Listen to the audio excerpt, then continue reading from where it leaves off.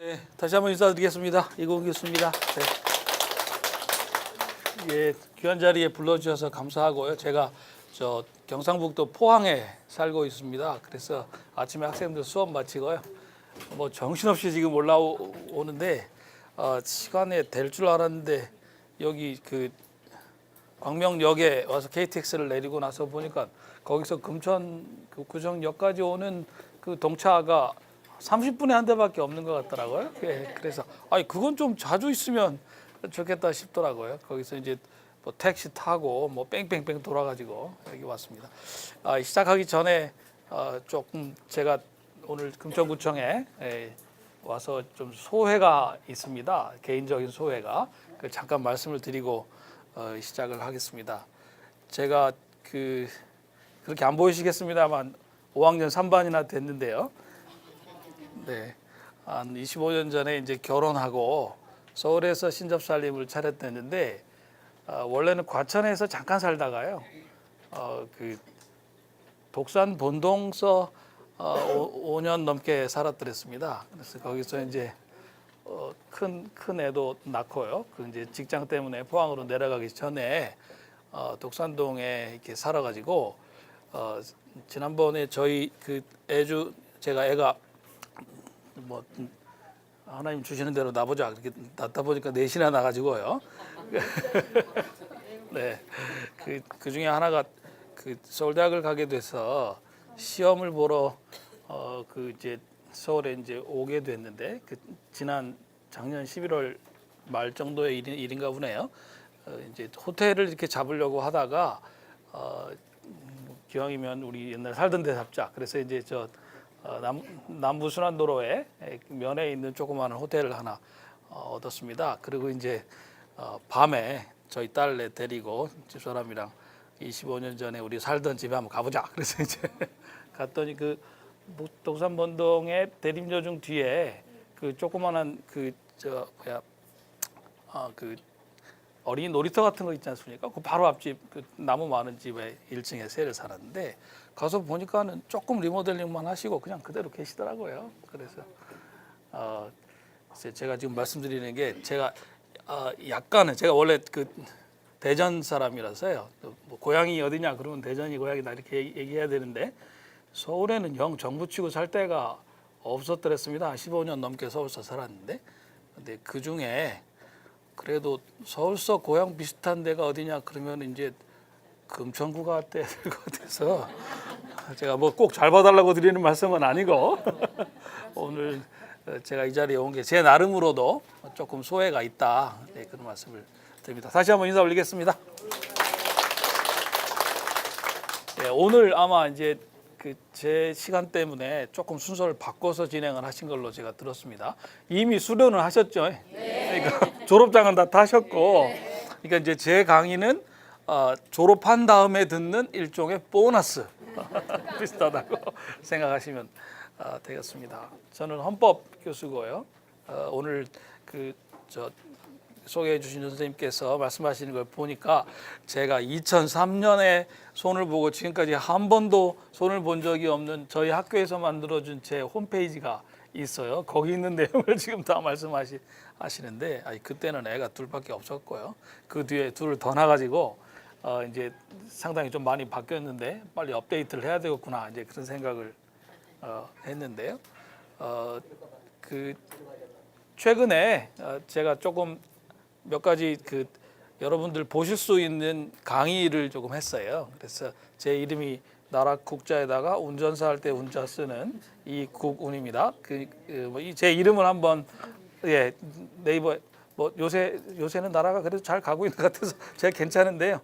나라가 조금 혼란스러울 때는 다들 저 때문이라고 사람들이 많이 그래서 뭐 하여튼 그렇습니다.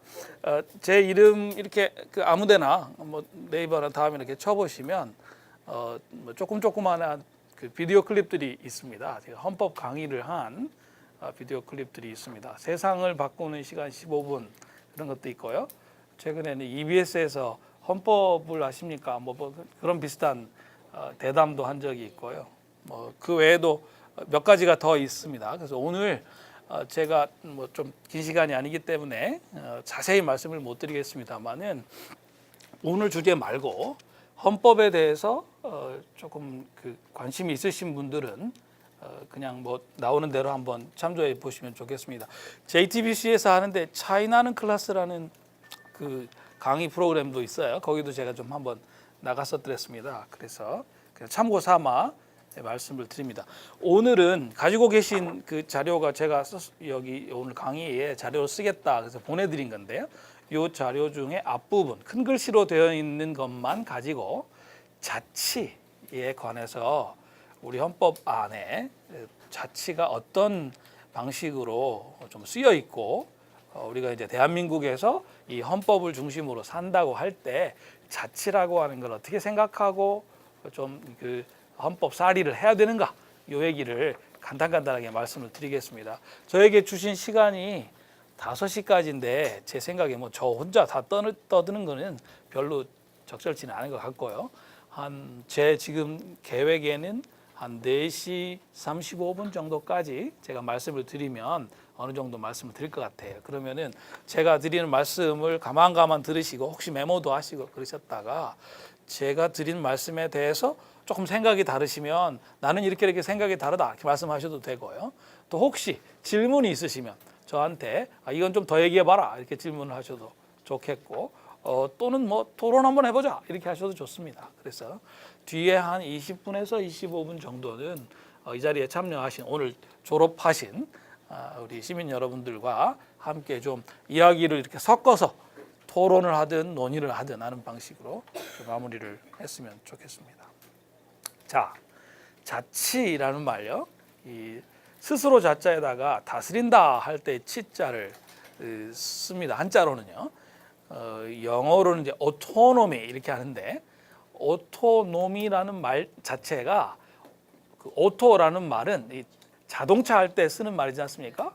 그 말은 스스로라는 뜻이에요. 그 다음에 nom이라는 말은 규범이라는 뜻인데 자기가 어떻게 어떻게 살아야 한다라는 규범을 스스로 정한다라는 뜻입니다. 오토노미. 그러니까 우리말로 자치라고 번역한 것을 영어나 뭐 이렇게 다른 나라 말로 써도 그 뜻은 그 대차가 없다. 이렇게 생각하시면 되겠습니다. 오늘 제가 좀 이야기를 시작하고 싶은 포인트는 이 자치라는 말, 서양에서 들어온 오토노미란 말을 우리가 이제 번역한 건데 이 말의 뜻이 어느 방향에서 펼쳐지고 있는가를 한번 곰곰이 생각해 보자는 말씀입니다. 우리가 지금 우리나라가 어떤 나라냐라고 다른 나라 사람들에게 소개할 때 아주 쉽게 우리는 자유민주주의 나라다 그렇게 하지 않습니까? 저 사우디아라비아에 과거에 우리나라 그 근로자들이 많이 가셨었는데 그때 거기 그 나라에 갔을 때 우리하고 아주 근본적으로 다르다라고 생각이 됐던 거는 그 나라는 왕이 있고요. 왕을 국민이 선출하고 할 수 있는 체제가 아닌 거고요. 우리는 뭐 당시에는 유신 체제이기는 했습니다만 어쨌든 왕이 있는 건 아니고 국민이 뭐 직접이든 간접이든 선출하는 사람이 대통령 노릇을 한다 그런 거였고요. 그 뒤에 우리가 이제 간접으로 선출하던 것을 데모해가지고 바꿔서 국민이 직접 선거하는 걸로 이렇게 했지 않습니까? 그 뒤로 지금 헌법 바꿔서 30년째 오고 있는 것인데요.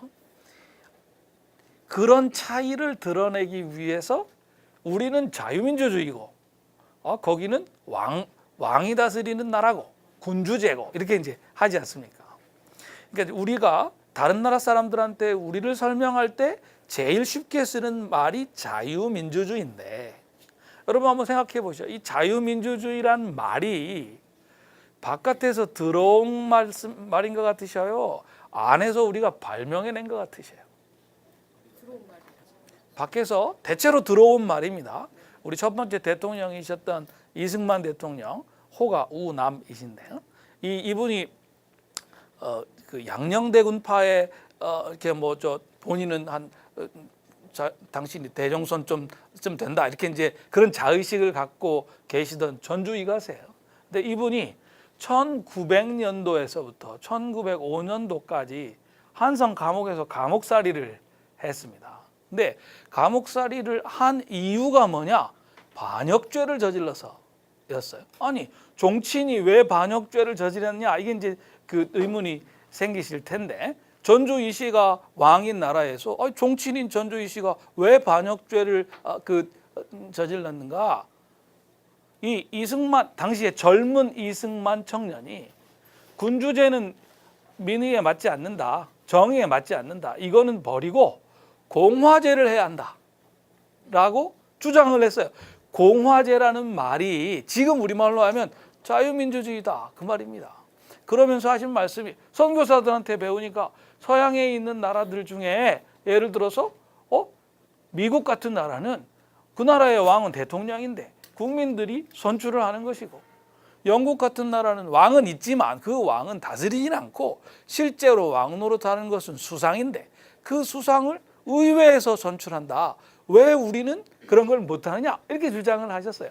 독립협회가 1899년도에 아주 극성하게 운동을 하다가 고종 황제가 한 번에 해산 이렇게 해버려가지고 그냥 없어져 버렸는데, 그때 열심히 운동하던 사람들 중에 다른 사람들은 그냥 입을 막고 있었지만 젊은 우남 이승만이 나서서 종친임에도 불구하고 우리도 자유민주주의, 공화제, 당신 용어로는 민국을 만드는 걸 해야 한다 이렇게 주장했다가 한성 감옥에 이제 대역죄인으로 갇혀 있게 됐고요.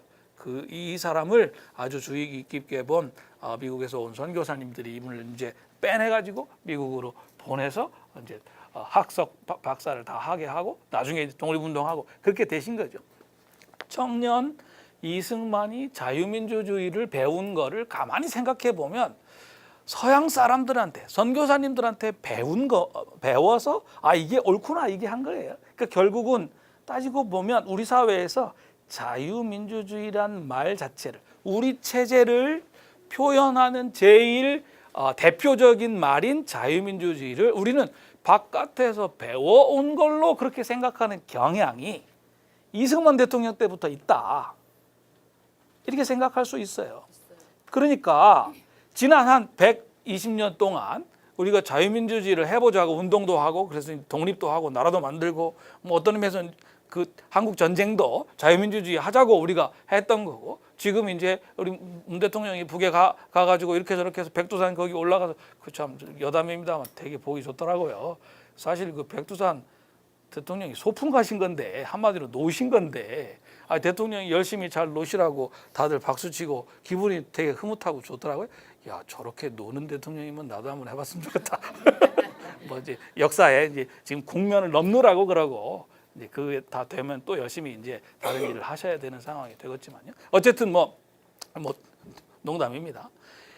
자유민주주의를 우리가 마치 미국이나 영국이나 어딘가 가가지고 거기서 이렇게 공부를 해가지고 베껴 와서 그걸 여기다가 실현하는 걸로, 우리가 모르는 뭔가가 서양 어딘가에 있고 그거를 갖다가 뭐 이렇게 가서 한눈에 잘 안 보이면 도서관도 뒤지고 도서관에도 잘 없으면 뭐 사람들도 만나고 또는 그 사람들 역사도 보고 이 나라 저 나라로 다녀보기도 하고 이래서 뭔가 수입해 와야 되는 것처럼 생각하는 경향이 우리나라에 있다는 겁니다.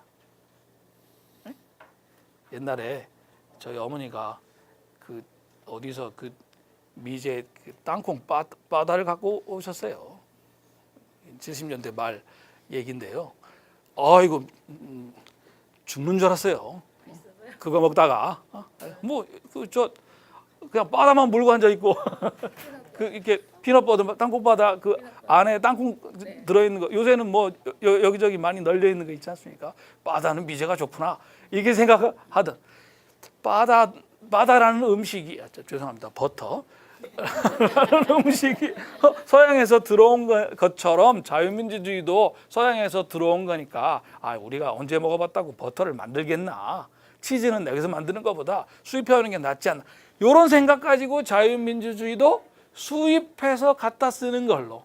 그러니까 이렇게 생각하면 여러분 바로 어떤 느낌이 드냐면 우리가 지금 하고 있는 게 자유민주주의 맞나요 안 맞나요를 바깥에 있는 사람한테 검사를 맡으려는 식으로 생각이 돌아가게 돼 있습니다.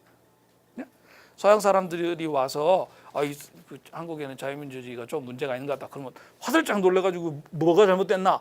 이렇게 마치 초등학생, 중학생이 선생님한테 숙제 검사 받는 것 같은 느낌으로 자유민주주의를 우리가 이해하고 지난 120년 동안 해왔다는 느낌이 저는 아주 강하게 들어요. 그런데 서양의 이 오토노미란 말이든 리버티란 말이든 프리덤이란 말이든 저는 사실은 뭐 이런 영어 단어보다는 독일 말로 자유를 프라이하이트 이렇게 하거든요. 이게 저 울림이 훨씬 있습니다. 그냥 프라이하이트 이렇게 하면 안 되고 프라이하이트 이렇게 하는데 이 프라이하이트라는 독일 사람들의 그 말, 그 의미를 저는 훨씬 더 좋아한대요. 뭐 어쨌건 간에 그 말을 처음에 우리 선조들이 보고 19세기 말에 그것을 동아시아에 있는 사람들이 옮길 때, 우리 말로 옮길 때 그 의미를 어떻게 잡았는가? 스스로 자자에다가 말미암는다라는 의미의 유, 그래서 스스로 말미암는 것이라고 옮겼다는 겁니다. 그죠? 물론 우리가 그 자유라고 하는 생각을 서양 사람들이 프라이하이트라고 할 때의 그 생각과 유사하게 했는가? 이건 이제 역사학자들이 많이 공부를 하고 싸워야 될 것 같아요. 뭐 그렇다는 사람도 있고 아니라는 사람도 있고. 근데 그냥 제 생각에, 저는 그 전공은 아니고요. 제 생각에 아주 뚜렷한 차이가 하나 있다고 하는 겁니다. 현실에 있어서 우리가 자유민주주의, 특히 자유를 외국에서, 특히 서양에서 수입해다가 우리가 그것을 실천하고 잘 됐나 못 됐나를 서양 사람들한테 검사받는 걸로 오랫동안 생각해 온 반면, 이게 하나의 현실인데, 그렇게 해서 우리 입에 붙은 자유민주주의 할 때 자유라는 말은 들여다보니까 어떻다고요? 스스로 자의 말미암을 이유다. 자유라고 하는 거는 바깥에서 누가 시켜서 되는 것도 아니고, 바깥에 누군가에게 검사받겠다고 그 사람한테 잘 보이겠다고 꾸며서 되는 게 아니고, 자기 스스로에서 자기 자신이 원인이 되어가지고 스스로 우러나는 것이다. 그러니까 이제 우리 그 구한말의 지식인들이 이 서양에서 온 아마도 그 선교사들한테, 선교사들이 제일 사람이 그래도 좀 친절했겠죠. 장사하러 온 사람들은 돈만 밝힐 것이고, 군인들은 다 뭐 이렇게 싸움질만 하려고 할 것이고요. 정치인들은 말할 것도 없고, 선교사들은 그래도 복음을 전하기 위해서 친절하게 구고 이것저것 설명을 해주니까 그 선교사들에게서 자유라는 말에 해당하는 단어를 배웠는데, 그 단어를 우리식의 개념으로 옮기려다가 잡은 게, 아니 이 사람들은 여러분 지금이야 뭐 비행기 타고 10시간 있으면 태평양 건너서 샌프란시스코에 가서 떨어집니다만, 그때는 2달 가까이를 그 기선을 타고 와야 되는 겁니다. 여기저기 들려서 그 2달 가까이를 와서 이역만리 정말 그 쌀라쌀라하는 영어 쓰는 사람 한 명도 없는 땅에 와가지고 여기서 자식들 죽어가면서 그렇게 살면서 이 사람들이 뭔가 떳떳하고 의젓하게 구는 이유가 있다. 네? 전라도 광주에 가면은 광주 시내 그 전남 도청 있는데 거기서 이렇게 옆에 가면 그 천 이름을 제가 잘 모르겠습니다만 그 개천이 있어요. 그 개천 딱 건너가면은 거기 이렇게 동산이 하나 있고요. 거기가 이제 전라남도 지역 전체에 옛날에 선교사들이 선교하시던 그 인요한 씨라고 왜 우리나라 귀화하신 분 있죠? 그분 할아버지가 선교하시던 그 분들이 만든 그 동산이에요. 거기 와서 이분들이 그 초기 역사를 읽어보면 정말 힘들어요. 왜냐하면 어린 애들이 풍토병 때문에 그 하루가 멀다 하고 죽어요. 그럼에도 불구하고 뭐 돌아간 분도 있지만 돌아가지 않고 끝까지 버티면서 여기서 선교했던, 자 이렇게 하는 이역만리까지 와서 도대체 뭔지 모르는 신을 섬기고 저런 일을 벌이고 있는 저 사람들 안에 있는 게 뭐냐? 저 사람들이 그걸 프라이하이트라고 프리덤이라고 그렇게 말을 하는데 그게 뭐냐? 우리 구한말의 지식인들이 보기에는 저 사람들 안에서 스스로 비롯되는 거라고 옮겼다는 거죠. 자유라는 말이 근본적으로는 우리는 지금까지 자유를 저 바깥에서 들어와서 내가 그 앞에서 검사 받는 걸로 생각했는데 말 뜻 자체는 스스로에게서 피어나는 거, 스스로에게서 우러나는 거. 그러니까 방향이 저 바깥에서 이렇게 들어오는 게 아니고 안에서 피어나는 거, 안에서부터 흘러 넘치는 거. 저희 학교가 예수 믿는 학교예요. 그래서 이제 예수 믿는 그 표현을 제가 할 때가 있는데 성경에 그런 말씀도 합니다. 그 배에서 생수의 강이 흘러나리라 이런 말인데 그 사실은 다른 뜻으로 하시는 말씀이 아니고 자유에 관해서 가르치고 계신 것이다. 예수님이 저는 그렇게 생각합니다. 자유라고 하는 거는 누가 시켜서가 아니고 내 안에서 스스로 좋아서 스스로 풍족하게 흘러 넘치는 것이다. 자, 제가 조금 길게 말씀드렸습니다만 사실 요 얘기 하나 하러 제가 지금 동해바다 저희 집 바로 앞에가 동해바다예요. 네, 저희 집에서 5분만 이렇게 걸어 나가면 영일만 이렇게 있고요. 앞에 포스코 굴뚝에서 불이 푹 나오고 밤마다 저희 집 사람이랑 거기 걷고 제가 그렇게 부러우시죠? 네. 한번 놀러 오십시오. 네? 저는 두호동 사입니다. 두호동입니까? 네네. 네. 저도 포항입니다. 아이고 할렐루야. 네. 반갑습니다. 자, 예, 지진도 한번 났었는데 그 얘기 좀 드릴까요? 이 부분만 드릴게요. 포항 사람들은 그 지진이 저희 학교에서 한 1km 정도 떨어진 곳에 지열 발전소가 있어요. 그 포항이 이 지열이 많이 나온다 그래가지고 이명박 정부 때부터 박근혜 정부 때까지 지열 발전소를 거기다가 건설을 할 거라고 하면서 소규모로 해가지고 물을 넣었어요. 근데 이제 그 물을 넣은 자리하고 지진이 본진도 있고 여진도 있고 여러 차례 났거든요. 저희 학교가 거의 지진 그 위에 있어가지고 거의 한 100 몇십 번 여진이 났어요. 근데 이렇게 진앙 조사를 해보면 그 진앙이 다 있을 것 아닙니까? 물 넣은 자리하고 진앙하고 거의 일치해요. 그리고 아주 흥미롭게도 저기 고려대학에 있는 어떤 교수님이 아무래도 지진이 날 것 같아가지고 지진 나기 전에 그 흥해, 저희 지역이 흥해인데 흥해에다가 지진계를 한 6개 정도를 설치를 해놓은 게 있어요. 그 실제로 지진 나기 전 일주일 전부터. 그래서 아주 흥미로운 거는 그 데이터가 있어요. 그래서 이분이 그걸 가지고 사이언스라고 하는 전 세계 과학자들이 보는 잡지 중에 1등 잡지에다가 지난 3월 달에 그 논문을 실었습니다. 이거는 지열 발전 때문에 벌어졌을 가능성이 상당히 많다. 이제 포항 사람들은 되게 재밌는 게 포항이 남북구가 나뉘어 있는데 북구에 흥해 지역은 지진이 크게 났어요. 그런데 이 해안으로 있는 지역은 상대적으로 적었고요. 남구는 저 오천 그 도구에 있는 데는 지진 난지도 몰랐어요. 그러니까 이제 북구의 그 작은 지역에만 지진이 집중돼서 나는 것이 가능한가? 저희 포항에 사는 사람들은 거의 대체로 이건 지열 발전하고 밀접한 관련이 있다. 그렇게 생각합니다. 그래서 지금 저희 쪽에서 이게 굉장히 큰 이슈라서 계속해서 얘기가 되는데 전국적으로는 하나도 안 알려져 있습니다. 기왕에 말씀을 주셔가지고 제가 좀 포항 이사 오셔도 돼요. 그 말씀 드린 거고요.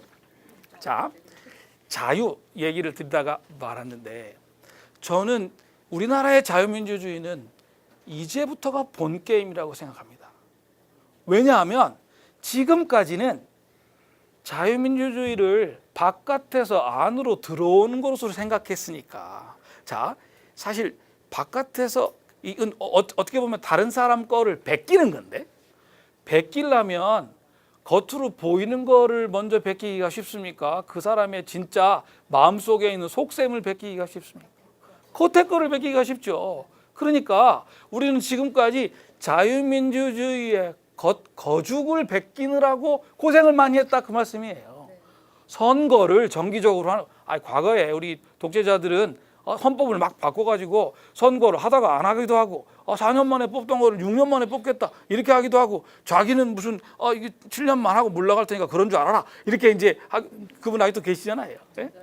그렇게 하기도 하고, 이 저 권력자의 맘대로 하던 거를 그렇게 못하게 4년마다는 한 번씩 선거가 제대로 있도록 그렇게 만든 것 아니겠어요? 이것도 사실은 서양 사람들이 오랫동안 해온 것들을 제도적으로 베낀 겁니다. 그죠? 입법, 행정, 사법화는 권력을 크게 셋으로, 중앙의 권력을 셋으로 나눠서 어떠한 권력도 이 세 개를 몽땅 가지지는 못하게 하자. 사실 지난번에 우리 박근혜 대통령 개인적으로 좀 안 됐습니다만은 어쨌든 그분을 이 대통령 직위에서 끌어내리는데, 그분이 임명한 헌법재판관들이 다수가 앉아 있는 헌법재판소가 마지막에 결정했지 않습니까? 이건 우리나라에서 이제 우리나라도 삼권 분립이라는 게 훼손할 수 없는 원리구나라는 걸 확인시킨 겁니다. 옛날 같으면은 임금님이 임명했는데 어떻게 임명받은 사람이 임금님을 끌어내리는 일을 하겠어요? 이제 그런데 우리는 그렇게 한 이유가 뭐냐면, 아무리 대통령한테 임명을 받았을지언정 임명받은 판사는 법대로 하는 거지 자기를 임명해 준 사람한테 신세 갚는 식으로 해서는 안 된다. 이건 확인한 건데, 이것도 처음에 제도를 우리가 베껴와서 헌법재판소를 만든 다음에 이렇게까지 운영하는데 30년이 걸렸습니다. 자, 저는 이제부터가 본 게임이라고 생각합니다. 자유가 남의 눈치 볼 것 없고 안에서 가까운 데서 이렇게 이제 우러나고 펼쳐지고 이게 사람들에게 흘러넘치고 하는 걸로 되는 거. 그 자유를 스스로에게서 비롯되는 것으로 놓고 그 자유를 더 풍성하게 하고 그 자유를 훨씬 더 깊이 있게 만드는 방식으로 우리가 자유민주주의를 해보자 라고 할 때가 이제 됐다고 생각합니다. 근데 그동안 그렇게 안 된 이유가 몇 가지가 있었는데, 제 생각에 그중에 가장 큰 거는, 여러분들 다 서울 사시는데 이런 말씀 드려서 죄송합니다만 서울 때문이다 이렇게 생각합니다. 무슨 말씀이냐면, 우리가 20세기에 식민지살이도 살았죠. 그러고 나서 나라가 분단이 됐죠. 또 이제 전쟁했죠. 경제 건설하느라고 독재도 했죠. 민주화 투쟁도 했죠. 이 모든 과정이 사실은 큰 권력과 큰 권력이 맞서 싸우는 것이기 때문에, 누구 어떤 한 사람이 주장을 하고 다른 사람이 거기 따라가고 그래서가 아니고, 누가 지난 70년대나 60년대에 권력을 가졌더라도 대차 없이 이 권력을 집중해가지고 일단 나라를 잘 살게 만들고 국민 국가를 건설하고 이렇게 하자고 했을 것 같아요. 특히 다른 나라들은 다 산업을 일으켜가지고 공장에서 아주 단기간에 재료들을 모아가지고 사람들이 집중적으로 일을 해서 부가가치를 많이 만들어내는 이런 산업혁명으로 나라를 이끌어 가는데, 우리는 그냥 편하게 촌에서 그냥 되는 대로 비 오면 비 오는 대로 이렇게 농업을 중심으로 또는 축산업을 중심으로 이렇게 나라를 만들 수는 없었지 않았겠습니까? 그러니까 통계로 보면 1950년대 말에는 아직도 거의 한 85% 정도 되시는 분들이 시골에 살았어요. 시골에. 그런데 지금은요, 85%가 뭡니까? 거의 90에서 95% 사이에 되는 분들이 도시에 살아요. 도시에. 그것도 큰 도시에 삽니다. 그리고 수도권 인구가 이미 50%가 넘었어요. 수도권에 주민등록을 갖고 있는 사람만도 50%가 훨씬 넘었고요. 그죠? 수도권에 주민등록이 없지만 와 있는 저희 집 애들 같은 사람들도 있지 않습니까? 저도 지금 오늘 하루는 수도권에 지금 와 있는 거 아니겠어요? 저 같은 사람들까지를 생각하면 전 인구의 한 60에서 65%는 수도권을 중심으로 산다고 말해도 크게 과언이 아닙니다. 자, 그러니까 좀 우리 스스로에게 우리가 자유민주주의를 어떤 의미에서 바깥에서 오는 걸로 남의 거 흉내내는 걸로 이렇게 생각했던 걸 제가 뭐 이거 근본적으로는 잘못된 거지만 나무랄 필요까지는 없다고 생각하는 것이 그렇게 했어야만 하는 이유가 있었어요, 우리한테. 그리고 그 과정에서 우리가 실패를 했냐면 전혀 그렇지 않습니다. 우리가 아주 크게 성공을 했습니다. 장충체육관 아시죠? 장충체육관, 저 장충동에 있는 거.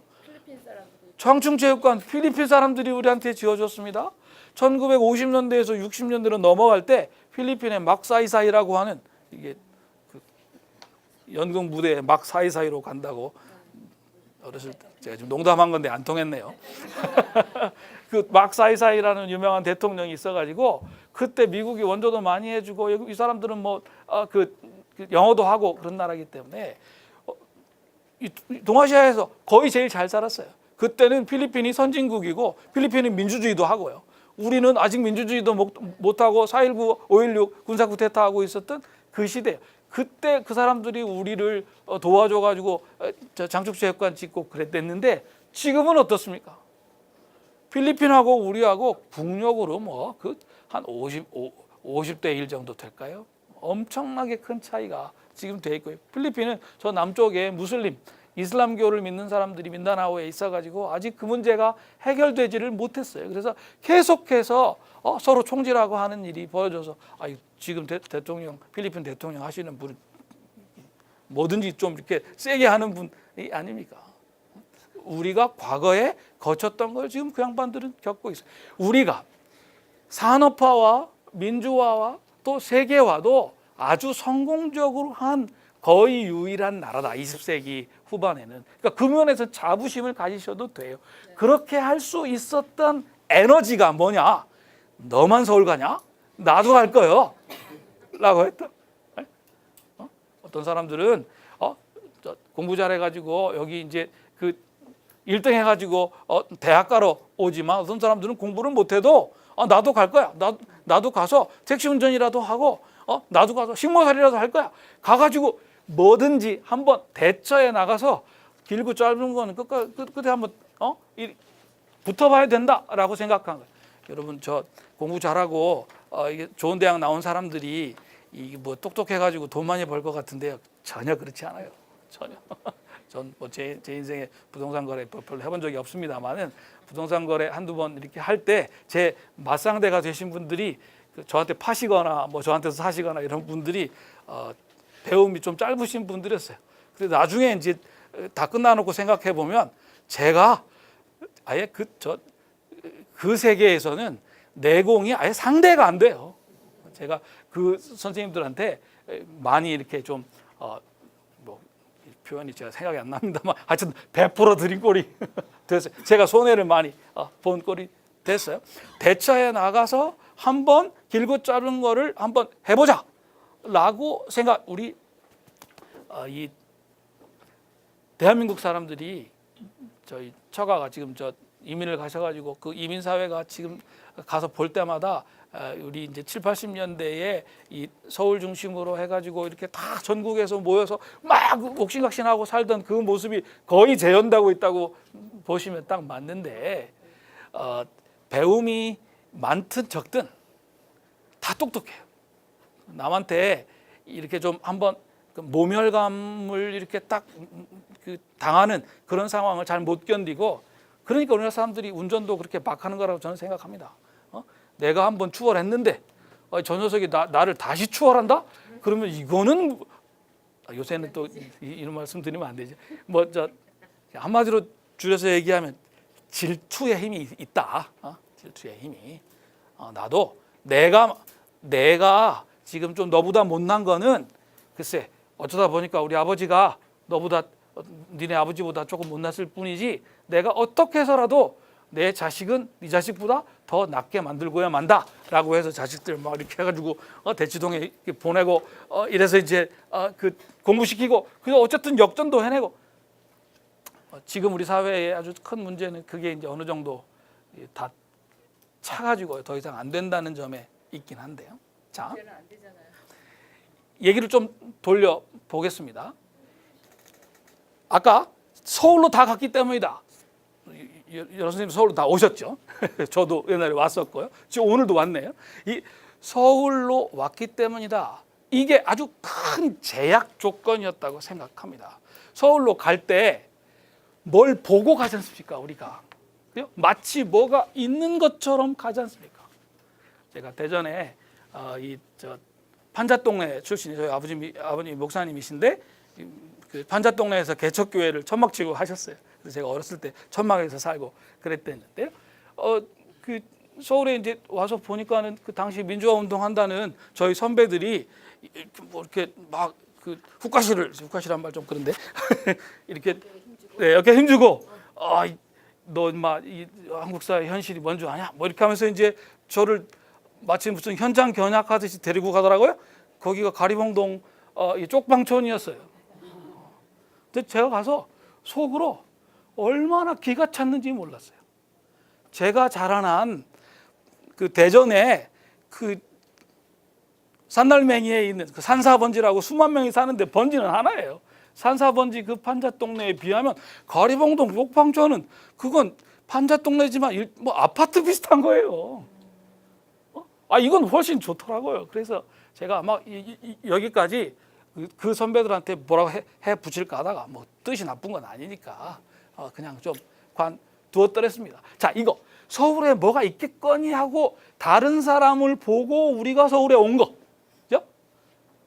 이게 자유민주주의가 뭐가 대단한 게 있겠거니 해서 바깥에 오는 거를 우리가 베껴서 해보고 다른 사람한테 검사받으려고 했던 거하고 그 생각이나 행동의 방향이 별로 다르지 않더라 그 말씀이에요. 저는 그렇기 때문에 노무현 대통령이 2003년에 대통령 시작하셔가지고 5년 동안 계시면서 그분도 촌사람이고 그래서 지방분권 해보겠다고 굉장히 많이 노력했던 거 아주 크게 잘했다고 생각합니다. 또 여러분 놀라시지 마셔요. 세종시를 노무현 대통령이 이제 만들어냈는데 세종시 아이디어를 처음에 낸 분이 누군지 아세요? 박근혜 대통령 아버지예요. 예? 박근혜 대통령 아버지 박정희 대통령이 1977년, 78년도에 포항에 뭐 기름 나왔다고 우리도 산유국 됐다고 한참 그랬던 적이 있어요. 그 어르신들 기억나실 거예요. 그 바로 다음 해에 아무래도 북한이 너무 가까이 있고 서울이 너무 커져. 여러분 잘 기억하시지만 서울이라는 게 1960년대 중반까지는 사대문 아니었어요. 예? 지금 종로구 중구가 서울이었고요. 그 뒤에 이게 마포 용산으로 좀 넓어지고 영등포까지 이렇게 들어갔던 거예요. 그랬다가 영등포의 동쪽을 개발한다. 그래서 그때는 제3한강교 다리도 없었고요. 영동 개발한다고 영등포 동쪽이란 말이 강남이란 말은 없었어요. 그때는 아예. 예? 영동 개발한다고 60년대 말 70년대에 시작하고 그리고 나서 그 한참 개발을 했는데 경부고속도로 건립 빼고요.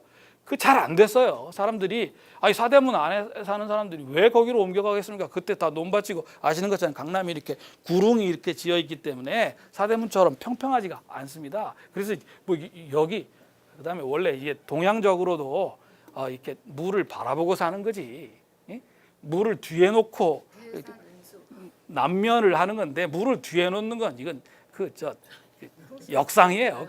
별로 좋은 게 아니에요. 그러다가 박정희 대통령이 특단의 조치를 취했던 거죠.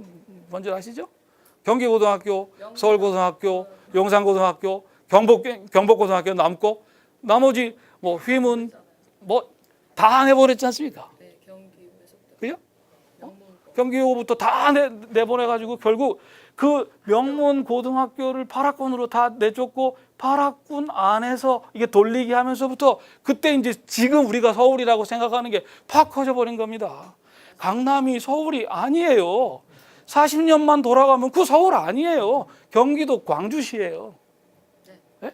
여기도 이 금천도 마찬가지인데 경기도 시흥시예요. 제가 시흥시장님 과거에 하시던 분 잘 아는데 가보시면 옛날 생각하면 참 그리고 끌끌끌 그러셔요. 인천, 부평 여기 다 김포까지 다 합쳐가지고 결국 다 시흥이었는데 다 나가고 시형이 지금 조그만해지고 나머지들이 다 지금 뭐 다 크다고 그런다, 그런 말씀들 하셔요. 서울이 그렇게 넓어질 수밖에 없었던 이유가 뭡니까? 너무 많이 올라오니까요. 너무 많이 올라오니까. 이걸 제가 어렸을 때 서울에 몇 차례 왔던 기억이 있는데요. 초등학교 3학년 때였는데 저희 어머니 친구분이 그 금호동에 무슨 간의 수공업 공장을 하셨어요. 제가 어딘지도 모르고 하여튼 거기 가서 딱 아침에 자고 일어나서 봤는데, 이야, 이런 반잣 동네가 있구나. 서울은 반잣 동네도 무지무지하게 크구나. 대학 와가지고 처음에 그 버스를 잘못 타가지고 333을 탔어요. 기억나시는 분이 계신지 모르겠는데 333이라는 게 어디로 가냐면은 봉천동 버스 종점으로 가요. 거기 딱 내리면 지금 거기가 다 재개발이 돼가지고 좋은 아파트들이 많이 섰는데, 이 넘어가면 상도동이고 이쪽은 봉천동. 봉천동은 뭐 수십 동이 있어도 다 봉천동 하나지 않습니까?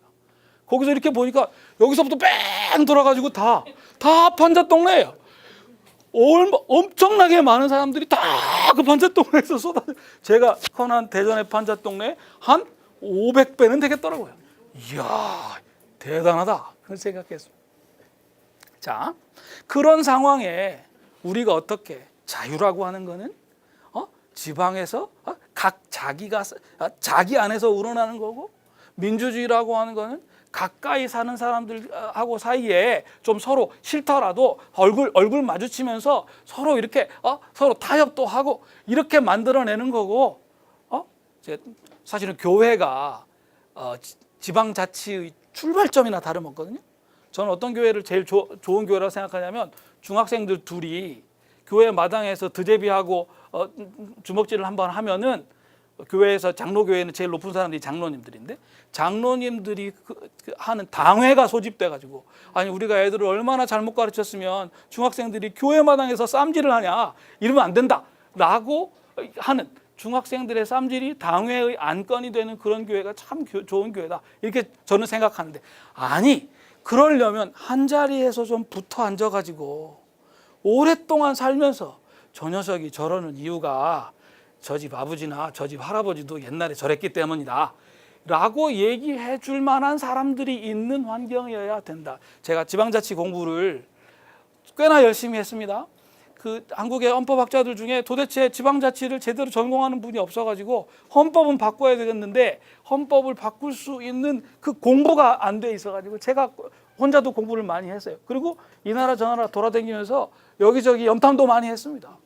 벨기에도 갔었고요, 독일에도 여러 차례 갔고, 스위스에도 여러 차례, 11월 달에 스위스에 또 가요. 근데 가면서 많이 느끼는 건 뭐냐면, 지방자치가 잘 되는 나라는 사람들이 안 움직여요. 한 자리에서 뿌리 박고 오래 살아요. 서울은요, 지금 그래도 강남에 집이나 앉아 있으면 한 번씩 이렇게 무슨 허위 매물 신고, 다 찍고 있는데 이런 말 해서 되는지 모르겠는데, 그런 거 이렇게 해가지고 어쩌고 저쩌고 하면은 호가가 막 2억 3억씩 그렇게 오르는 지역에 사시는 분들 아닌 사람들은, 제가 서울에 있었으면 집칸도 못 마련했습니다. 솔직히 말씀드려서. 2년에 한 번씩 여기저기 떠돌지 않습니까? 아니 집이 없는데 어떡하겠어요?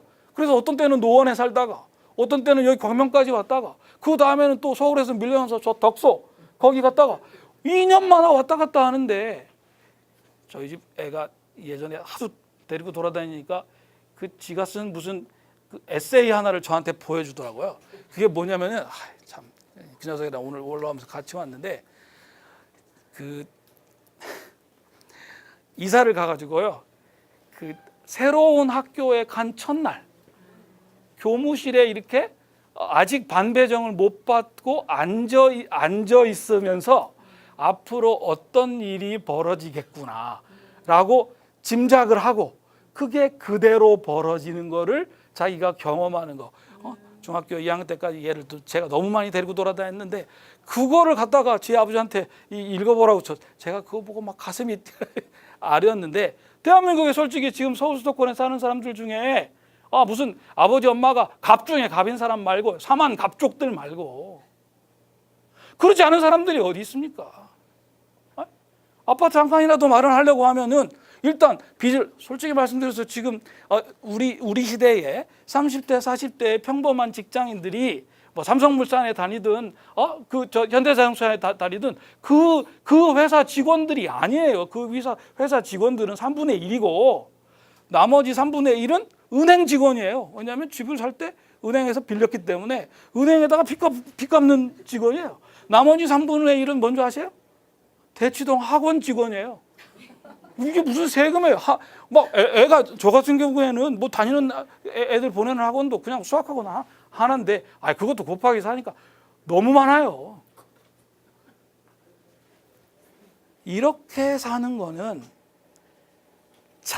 자유를 경험하기가 여러분, 제가 대학에 있으니까 제가 뭐 얘기하다 보니까 뒤에 준비한 거 하나도 못하게 생겼는데 그냥 읽어보시면 돼요. 읽어보시면 되고요. 읽어보겠습니다. 제가 대학에 있으니까 여러 선생님들보다 젊은 아이들 생각을 조금 더 가까이서 접하고 있다고 보셔도 될 것 같은데요. 요새 아이들 무섭습니다. 요새 아이들요, 혹시 소확행이란 말 무슨 뜻인지 아세요? 네? 소소하지만 확실한 행복. 엄마한테 아빠한테 어렸을 때부터 계속 요새 애들요 스펙이 장난이 아니에요. 저는 나이 30이 돼서야 처음으로 외국 나가는 비행기를 타봤어요, 제가. 근데 요새 애들은 나이 30이면은 글쎄요, 비행기를 한 200번은 탔을걸요? 네?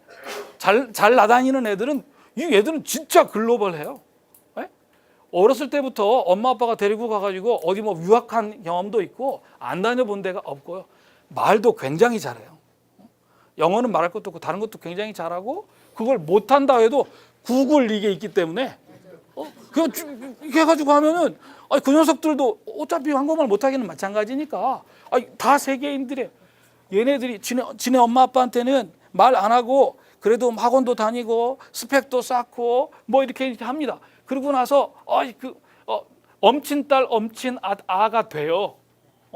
무슨 뭐 이렇게 좋은 학교 나오고 제때 취직해가지고 뭐 삼성전자에 들어갔다는 등 어떻다는 등 그렇게 했는데, 저희 학교 취직 잘하는 학교예요. 삼성전자 많이 보내요. 그런데 2년도 안 돼서 다 관두고 나와요.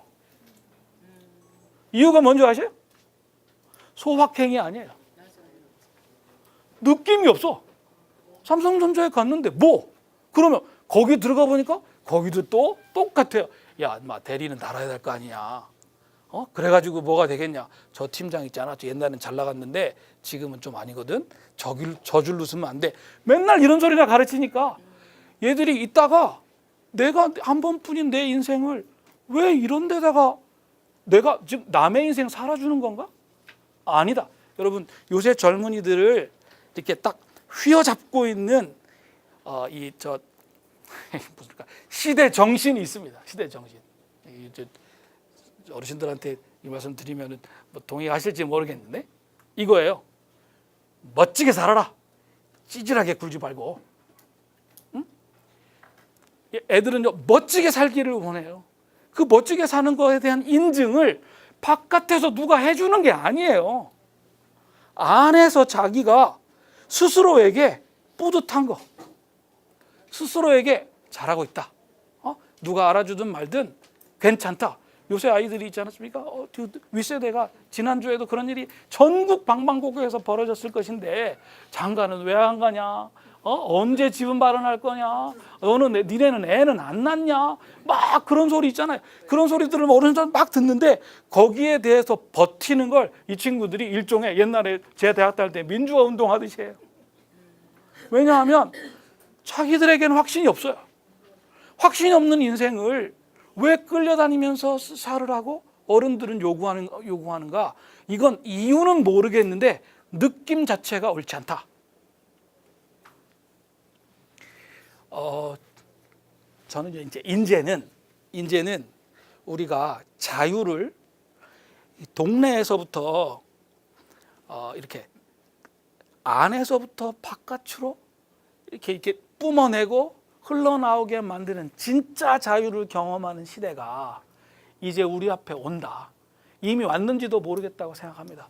결정적인 증거는요, 이젠 이사 가기 어려워요. 이제는 저 같은 세대도요 강남 가기 어렵습니다. 아니 더 솔직히 말씀드리면 제가 다시 오면 금천으로 와야겠네. 아니 우리 동네 못 간다고 여기서 딴 데로 못 간다고. 저희 집 애들이 이제 하나씩 둘씩 다 서울로 그 대학을 오고 있어가지고 저는 제가 다 있는 대학에서 좀 가르쳐 보고 싶은데 이 녀석들은 또 아버지가 누구다 이렇게 되는 건 또 안 되겠다고 그래가지고 이제 그 다 서울로 이제 유학을 오는데 애들이 지금 둘은 왔고 둘이 더 와야 되니까 이거 어떻게 될지 모르겠어요. 솔직히 말씀드려서 어디 뭐 좀 노는 집 있으시면 좀. 네. 아무튼 그러는 마당인데, 아니 그 제가 어디 지금 아파트 값이 얼마나 하는가 알아보기가 겁나요. 그러니까 한국 사회에서 저라는 사람이 있는 경제적인 위치가 어디인지를 적나라하게 확인하게 될 것 같아서 그게 겁나서 제가 지금 아직은 못 하고 있습니다. 이제 지금 3번, 4번이 이제 쌍둥이에요. 셋째를 낳아보자. 셋째를 낳아보자 이렇게 이제 했다가 하나님이 하나를 더 주시는 바람에 애국자십니다. 감사하죠. 그치? 감사한데 아무튼 일이 그렇게 됐는데 제가 저희 아이들을 이제 구체적으로 이제 분가를 시키고 뭔가 이렇게 얘들 앞길을 마련해 줘야 되겠다는 생각을 하면서 고민이 있는 거예요. 과거처럼 움직일 수 없다. 한 번 자리를 정하면 자리 정하고 거기에 정 붙이고 사는 값이 이게 얼마나 비싼 값인지를 몰라요. 그러니까 옛날처럼 그냥 2년 지나고 휙 옮겨서 여기 가고 저기 가고 제가 걔들 키우듯이 뭐 이렇게 초등학교, 중학교를 5개, 6개를 이렇게 옮겨 다니면서 첫날 어떤 분위기다 이걸 에세이를 제 손자가 쓴다. 아이고 저는 못하겠어요. 근데 그건 뭐 윤리적으로도 못하겠지만 돈이 많이 들어서도 못할 것 같아요. 이젠요 어차피 강남은 못 들어가는 거고 동네마다 지금 다 찍고 있어서 죄송한데 박원순 시장 한마디 때문에 여의도는 지금 좋아진 거잖아요. 한마디로 그 여의도 사람들이 뭐 다른 사람들 다 생각하고 좋아하겠습니까? 제가 보니까 여의도는 안 움직이고 오래 거기 계신 분들이 많다고 하더라고요. 그래서 지금까지 뭐 수십 년을 기다려서 참은 거 때문에 이제 뭐 그런 얘기를 그것도 여의도 사는 사람이 저한테 해요. 그래서 또 그런가 보다 이렇게 생각을 했는데 여의도 사는 사람들은 여의도 사람들끼리 이제 여기 금천 사시는 분들은 금천 사는 사람들끼리 뭔가 동네를 만들어야 합니다. 우리 동네는 다른 사람이 뭐라는 건 별 생각 없고 우리 안에서 우리의 자유를 스스로 실현하고 느끼는 거. 우리의 민주주의가 사실은 제 이론으로 하면 별게 아니에요. 안에서부터 피어나는 자유가 이게 이미지로 생각하시면 이렇습니다. 옛날에 사르트르라고 하는 철학자가 한 건데요. 인생이라고 하는 게 이게 호수에 돌 하나 딱 던지는 거나 마찬가지입니다. 그러면 이제 제가 뭐 저희 어머니 아버지를 통해서 세상에 왔는데 저희 어머니 아버지 그 자리에서부터 돌이 딱 떨어져 가지고 이렇게 펼쳐져 가는 것 아니었습니까? 그게 제 인생이고요. 어느 시점까지는 이렇게 넓어져 가다가 그 다음에 또 사실 이렇게 줄어들어서 있는 듯 없는 듯 사라져 가겠지요. 이게 이제 서로 이렇게 합쳐지면 제가 저희 집 사람 지금도 처음 봤던 그 느낌을 그대로 갖고 있는데 그때 이게 뭡니까? 이 물결 두 개가 서로 탁 만나져서 물결이 하나가 되는 것 아니겠습니까? 민주주의도 같은 동네에 사는 사람들끼리 우리 동네의 문제를 가지고 서로 처음에는 약간 다툼부터 시작하더라도 미운정부터 시작하더라도 함께 우리가 능히 할 수 있는 문제를 풀어보자. 거기서부터 시작하는 거예요. 과거에는 지금까지 약 한 100여 년 동안은 우리가 그 외놈들한테 지배받았지요. 전쟁에서 피난 갔다 왔다 갔다 해야 됐죠. 어떻게든지 우리 식구부터 먹여 살려야 됐죠. 아니 나부터 살고 봐야 되고 집값이 이렇게 비싼데 어떡하겠어요. 왔다 갔다 전세라도 옮겨 살아야지. 이렇게 하느라고 못했는데 이제는 나라에서 뭐 일단 이런저런 연금 같은 것도 앞으로 점점 더 좋아질 것 같고요. 당분간은 최소한의 어떤 삶의 기본적인 틀은 어느 정도 갖추어졌지 않습니까? 저 시골에 가면 아직도 모자랍니다만은 시골에 가면 운전을 하는 사람들한테는 확실히 많이 갖춰졌습니다. 근데 운전하지 않는 분들한테는 아직도 좀 어렵고요. 근데 서울 같은 경우에 여러분 서울에 세계적으로 1등 상품이 하나 있습니다. 뭔지 아세요? 지하철. 전 세계에 서울 지하철 같은 지하철 하나도 없습니다. 뭐 이쁜 거는 파리가 조금 더 이쁜 것 같아요. 시끄럽기는 뉴욕이 더 시끄러운 것 같은데 그런 거 빼고 여러 가지 서비스 면에서는 서울 지하철 최고인데 지하철 이 정도에 조금만 더 확충하면 이제 동네 안 옮기고 충분히 살 수 있는 건덕지는 있다. 여기 공원 조금 더 만들고 도서관 같은 거 조금 더 만들고 애들 뛰어놀 수 있는 체육시설 같은 거 지금 있는 예산 규모를 너무 넓히지 않아도 시간 문제지 금방 된다고 생각해. 그러면 이제는 이사 가지 말자. 이사 가지 말자. 강남에는 이사를 안 가겠다고 하면 자기들끼리 18억 하던 집을 30억 올려서 결국 자기들끼리 사고 팔고 하는 건데 그 은행만 좋은 일 시키는 거지. 그 뭐 별거 아니지 않습니까? 각자 자기 동네에서 문제를 제대로 풀어내자. 저는 그래서 제가 꼭 이런 그걸 가지고 국민적인 설득을 한다고 할 때 꼭 만나보고 싶은 사람이 하나 있습니다. 아직도 뭐 한 번도 못 만나봤는데 꼭 좀 거기 아는 분 있으면 좀 저 다리를 놔주셔요. 그 효리라고요. 효리. 제주도요? 저는 우리 효리 씨가 우리 지금 젊은이들이 갖고 있는 이 소확행, 그러니까 소소하지만 확실한 행복, 자유는 남이 줘서 인정해줘서 자유가 아니라 내가 느껴서 자유다라고 하는 그 새로운 세계관, 그게 원래 자유민주주의하고 통하는 건데 이 세계관을 상징하는 이를테면 예언자적인 그런 위치에 있다고 생각합니다. 그러니까 효리가 어떤 삶의 진로를 선택하느냐가 그보다 젊은 세대에게 상당히 많은 영향을 끼칠 거라고 생각합니다. 그 효리가 원해서 그러는 게 아니라 어쩌다가 보니까 그렇게 돼버렸어요. 근데 지금 제주도까지 간 거, 거기서 저 육지에 있는 이런저런 사람들 초청해서 민박집 하는 거 저는 좋다고 생각해요. 근데 하려면 한 단계 더 들어가야 된다고 생각합니다. 속일리에 있다가 지금 이사를 갔다는데 어딘지는 잘 모르겠고요. 그냥 속일리라고 치면 속일리에 반상회에 나가야 합니다. 네? 반상에 나가면. 아니, 자기 집에서 반상회 해야 돼요. 우리 교수님 때문에 저 같은 경우도 정말 다 그 자존감이 없는 거야. 이 동네 사는 게. 늘 떠나고 싶은 마음이었어요. 근데 참 중요한 강의를 들은 것 같아. 금천이 이동하지 마라. 뭐에서부터 금천이 감사합니다. 이게 저 금이 이렇게 나오는 그 셈이라 그런 거 아닙니까? 사는 황금샘? 것에 정말 자존감이 없고 언젠간 탈출하겠다는 생각이 드는데 오늘 강의를 들으면서 어떤 위안을 얻고 감사합니다. 자, 효리 좀 저한테 연결시켜 주시면 속일리에 가서 반상회도 하고 이것저것 개입도 하고 저 너무 큰 얘기 말고 그 동네 얘기를 가지고 하고 경우에 따라서는 가지고 이장해라. 네? 이장? 이장하면 좀 받는 것도 있어요. 이장도 하고 진짜 속일대기 되는 것이 뭔지 그게 결코 손해 보는 것도 아니고 억울해지는 것도 아니고 그게 진짜 자유고 그게 진짜 삶이다. 여기까지만 가면 되겠다. 그러면 아마 여기저기서 저 시골에도요. 포항이 여러분들 보시기에 대단히 시골인데 촌애들이 이번에 저희 집 애들도 마찬가지인데요. 뭐 있을 줄 알고 서울 갔다가 뭐는 없고 외롭기만 해요. 그 집에 와서 잠만 자고요. 아무것도 안 하고 서울 가기 싫어해요. 얘네들을 어떻게 해서든지 그 자기가 커난 동네에서 정부 치고 살면서 삶의 느낌을 만들어 갈 수 있게 만들어 줘야 되는 거. 이게 지금 우리나라의 자유민주주의가 갈 길이다. 그걸 하려면 헌법을 고쳐야 된다라는 얘기를 하려는 게 제 오늘 강의의 주제였는데 그 얘기는 하나도 못하고 여기까지만 얘기해서 헌법을 어떻게 바꾸면 쓰겠는가. 이건 이제 그건 이 뒤에 제가 써놨어요. 여기 보면 되겠네.